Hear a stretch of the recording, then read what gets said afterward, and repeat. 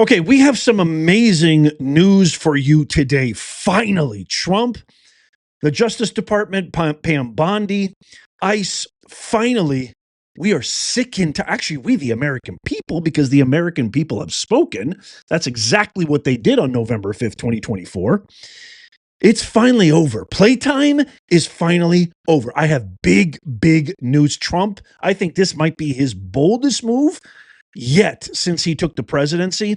I've also got some Fani Willis, Cash Money G. Where's our girl been? Oh, she's been real quiet since she was finally found out for the fraud and unqualified DEI hire that she is. But I got some brand new news on Cash Money G and a whole lot more. So let's just jump right into it. First, we got to talk about this. President Trump is now deploying federal troops to Portland, Oregon, literally the HQ headquarters of Antifa. Let me give you the full breakdown. So President Trump has ordered Defense Secretary Pete Hegseth to deploy U.S. troops to Portland, Oregon, and immigration and customs enforcement facilities across the nation in response to attacks by Antifa and other groups. The directive, issued on September 27th, 2025, authorizes the use of full force if necessary.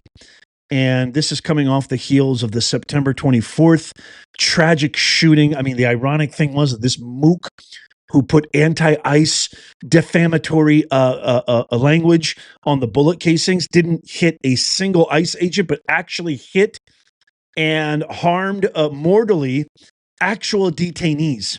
The Democrats, not only are they hurting, attacking, violently, pathetically, despicably going after law enforcement officials, but they're actually hurting the people they purport to protect. It's nuts. It's absolute freaking NVT nuts. That shooting at a Dallas ICE office resulted in 1 death and 2 injuries. And I'm going to share with you what Pam Bondi just said in a brand new video that was posted in a very powerful way. But really quickly, this is what Trump said. Trump said, at the request of Secretary of Homeland Security Kristi Noem, I'm directing Secretary of War Pete Hegseth to provide all necessary troops, I highlighted this portion, to protect war-ravaged Portland and any of our ICE facilities under siege from attack by Antifa and other domestic terrorists. I'm also authorizing full force if necessary. Thank you for your attention to this matter. God bless you, President Trump. It is about time. Long overdue. We've really hit a tragic low point in America when the executive branch of the government, the President of the United States, who should be handling international and federal affairs, has to do the job of incompetent, criminal supporting, thug supporting, illegal defending Democrats whose cities are literally being thrown into the sewer. Crime is up in all of these major Dem-run cities. People can't walk the streets safely. Have you seen the smiles on Washington, D.C. residents? For the first time in decades, they've been able to go out to restaurants they always wanted to take their family to. They've been able to walk the streets, go to the national monuments without fear of having their head on a swivel looking over their shoulder every 2 seconds because some nut job is going to attack them, rob them, maim them, God knows what, even worse, and then get off. Look at what happened to Irina Zarutska. I mean, I don't even need to get into it. It's just so atrocious. Shame on you. Shame on you, Mayor Brandon Johnson. Shame on you, all of you Democrat governors, mayors, administrators in all of these blue-run states and cities for not doing your job protecting Americans. Check out what Pam Bondi said about this right here. This is an awesome video. Watch. We're witnessing a new era of political violence. Assassins have tried to murder President Trump twice and tried to kill Supreme Court Justice Kavanaugh. In Minnesota, legislators and even children attending Mass were gunned down in cold blood in 2 separate incidents. And an assassin targeted and murdered our friend Charlie Kirk. A sniper shot 3 people at a Texas ICE facility, and now more than 200 violent rioters were at a Chicago ICE facility chanting, "Arrest ICE, shoot ICE." At least one had a gun. We've seen this before. We saw it in Portland and with the LA riots. These are not peaceful protest. These are coordinated attacks by radical extremists, and they end now. Anyone who threatens or assaults our federal officers will be arrested and charged federally, not in some liberal state court. Same goes for anyone who's funding and aiding these extremists. You will be dismantled brick by brick. We are taking our country back. Make America safe again. Thank you, Pam Bondi. God, I love the sound of that. To me, it is long overdue. I don't know if you guys heard about this or not, but Ice Cube's bus, his tour bus, got firebombed in Portland hours after his Moda Center show.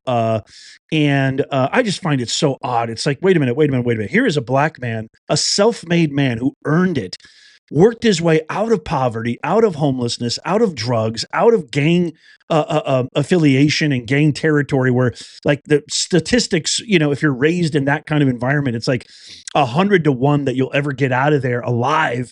This is a guy who made it on his own, and you attack his bus? This is the kind of person that you're supposed to be supporting, uplifting, elevating, and you attack his bus? And the reason they said was, we thought it was an ICE bus. It's just absolutely absurd. I want to ask you guys, this is a free poll. Let me know in the comments down below. What do you think is the appropriate punishment for somebody who attacks ICE officers, attacks law enforcement officials for simply carrying out orders, simply for doing their job? These are hardworking Americans with families who are just trying to do their job. What do you think is the appropriate punishment? Should it be a year in prison? Should it be a warning? Nothing? Should it be arrested, detained, and deported? Should it be, I don't know. Let me know what you guys think is an appropriate sentence, an appropriate action that should be taken, or charge for these sick individuals who keep attacking. I think the real sick individuals are people like AOC, who just went on a show recently and told her constituents, after everything that has happened, after they murdered our friend Charlie, after they're attacking ICE, 1,000% increase on ICE agents, she called Trump an authoritarian regime. They haven't lowered any of their language. What they've done is they've defined it, identified it, so they've made it okay for these hooligans. They're so afraid. This is how sick and twisted they are. Truly the party of murder. They're so afraid of having to hack it in the real world, like you and I, having to get by your own skill set, your own critical thinking, your own intelligence, your own gumption, because they know they're going to fail. They're so deathly afraid of that they're galvanizing their sick home base to carry out their evil bidding. That is the facts, y'all. And I've got more proof to share with you. Wait till you hear about this individual who was an illegal criminal who was actually appointed to a $300,000 a year salary as a superintendent of a public school in Des Moines, Iowa. Wait till you hear about that. But first, I told you I got some Fani Willis news. Check this out. Oh, Fani.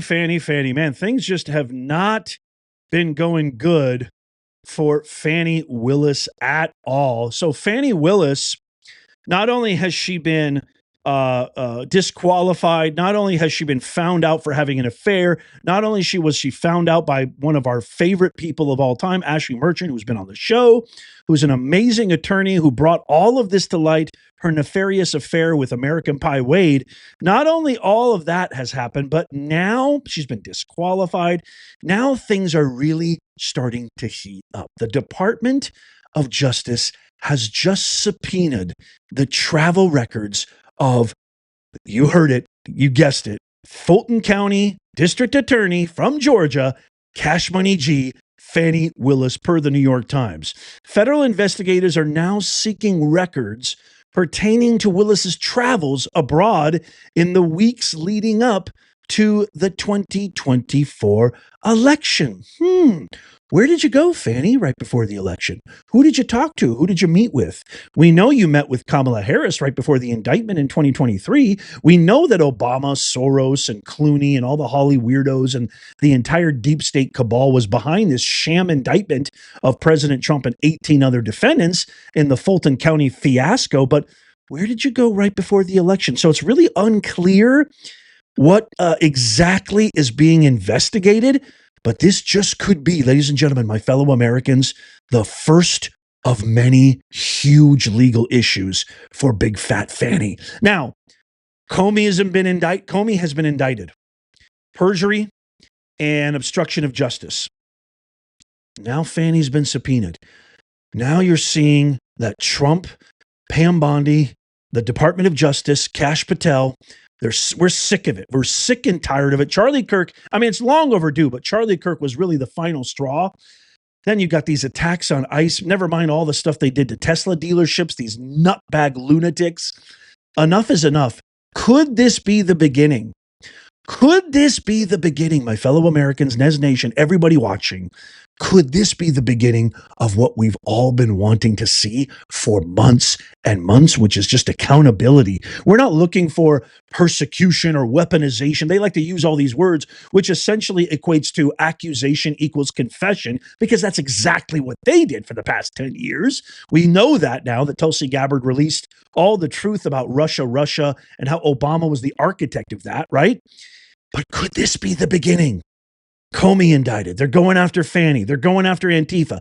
Antifa was just designated a terrorist organization. Secretary Scott Bessent just said now that Trump has done that, anybody who's even coming close to funding these terrorist organizations, aka a la George Soros, could be facing severe federal charges. Could this be the beginning of restitution?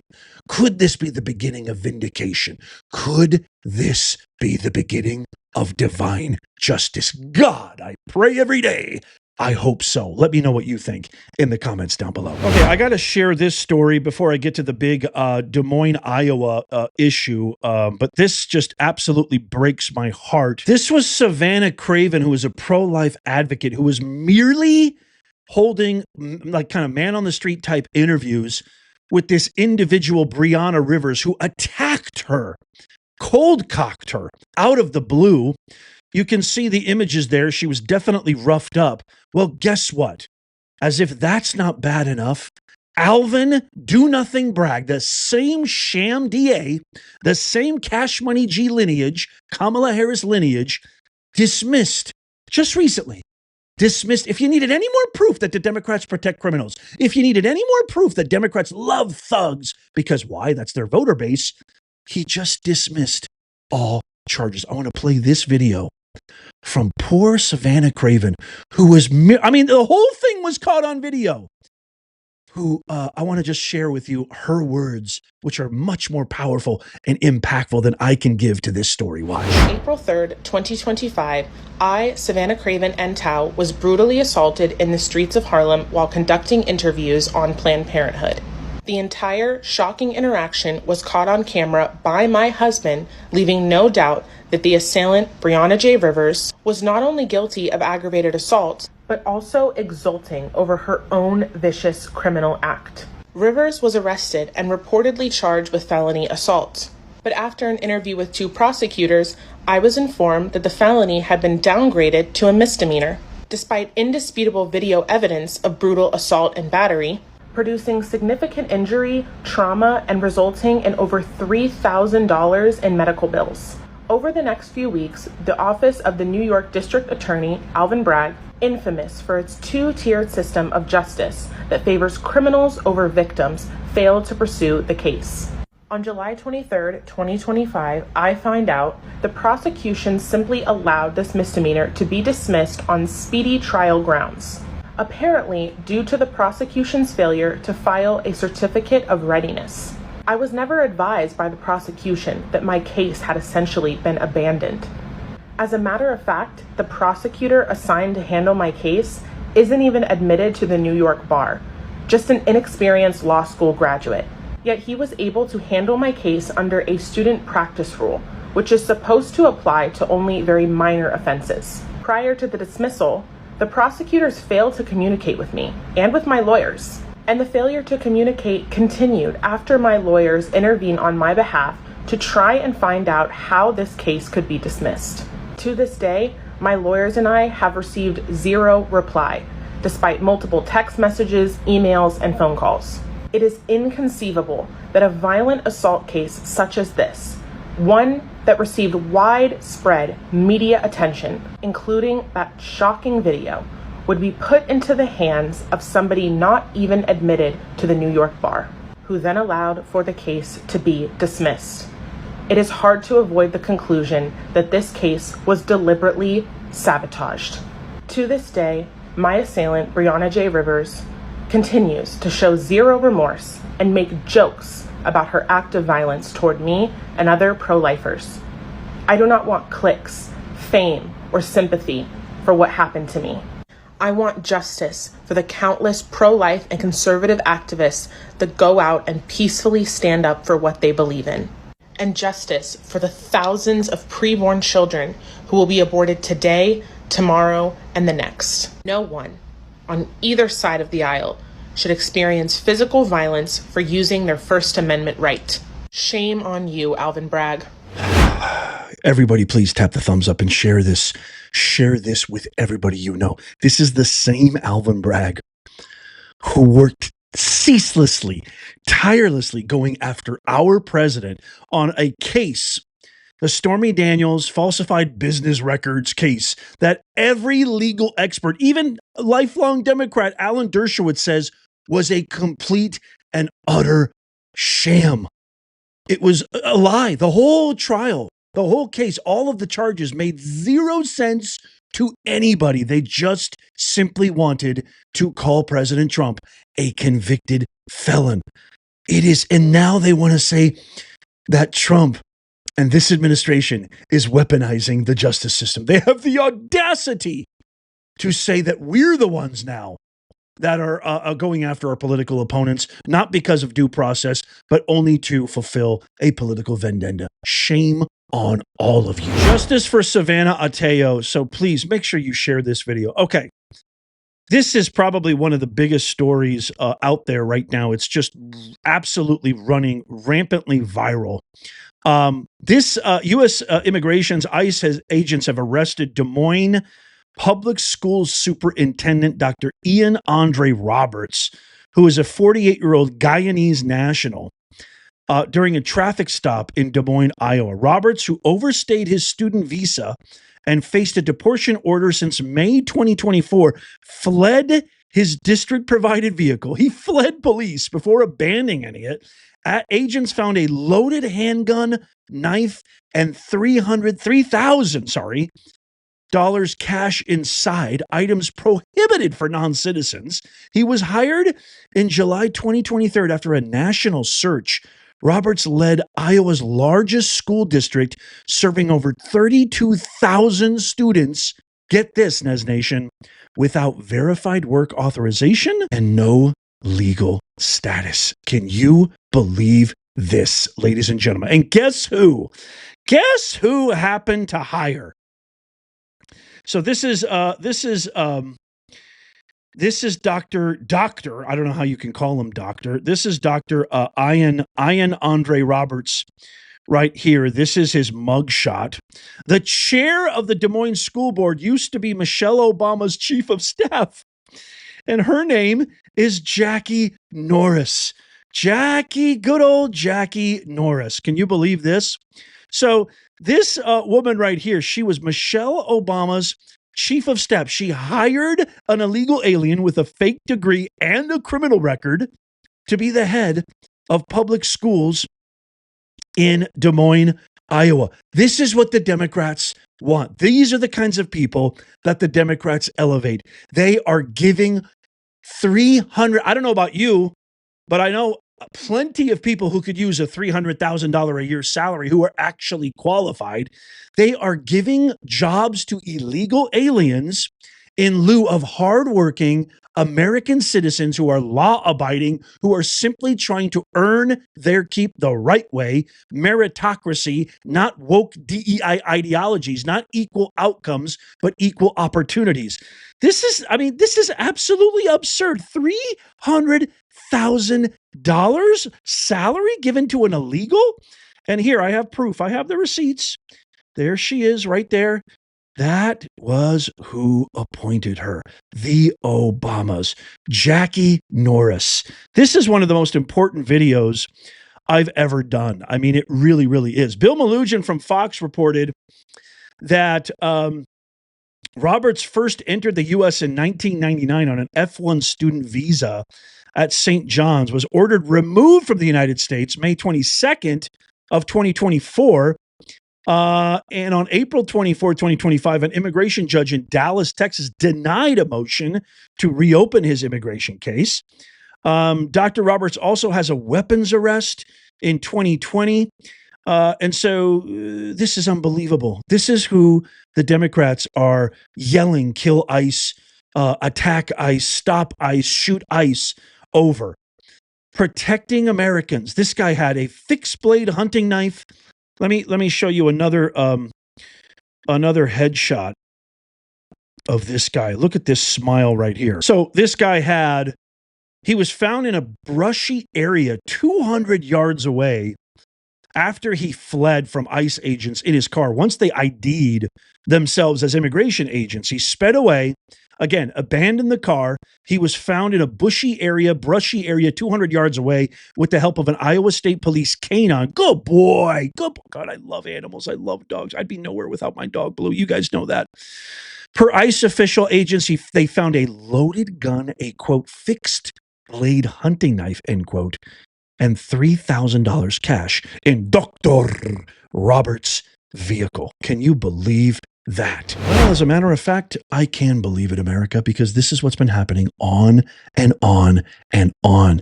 Charlie Kirk's murder was 2 weeks ago, and people are already raising the temperature. I mean, they rose the temperature on the day of. ICE agents were attacked just a few days ago.